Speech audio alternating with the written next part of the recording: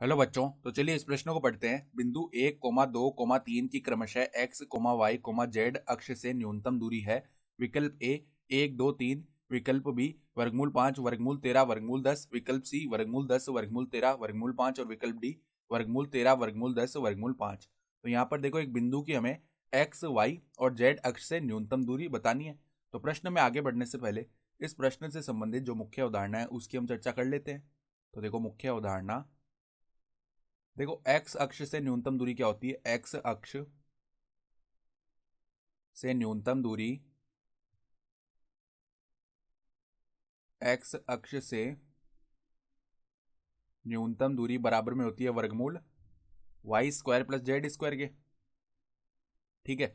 इसी प्रकार देखो, y अक्ष से न्यूनतम दूरी क्या होती है। y अक्ष से न्यूनतम दूरी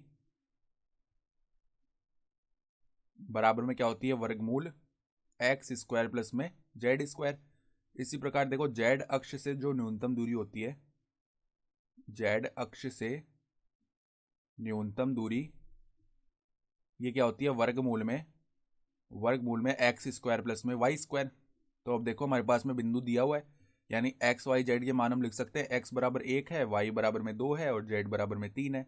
तो अगर हम एक्स वाई जेड अक्ष से जो न्यूनतम दूरी है उसको D1 D2 D3 बोलें, तो D1 का मान क्या आएगा वर्गमूल में y square plus z square, यानी कि 4 प्लस में 9, यानी वर्गमूल का 13 आ जाएगा। फिर D2 लिखे तो वर्गमूल में x square plus z square, यानी कि 1 प्लस में 9, यानी कि वर्गमूल का 10 आ जाएगा। ठीक है, ये इकाई में आ रही है दूरी, इतने इकाई, और ये वर्गमूल 10 इकाई। ठीक है। फिर जो जेड अक्ष से न्यूनतम दूरी है उसको D3 बोले, तो वर्गमूल में क्या आएगी x square plus y square, यानी 1 प्लस में 4, यानी कि वर्गमूल 5 इकाई। तो जो एक्स वाई जेड अक्ष से क्रमशः न्यूनतम दूरी है वो वर्गमूल 13 इकाई, वर्गमूल 10 इकाई और वर्गमूल 5 इकाई आ जाएगी। यानी हमारा जो विकल्प डी है वो सही विकल्प हो गया। तो आशा करता हूँ कि आपको यह प्रश्न समझ में आया होगा। धन्यवाद।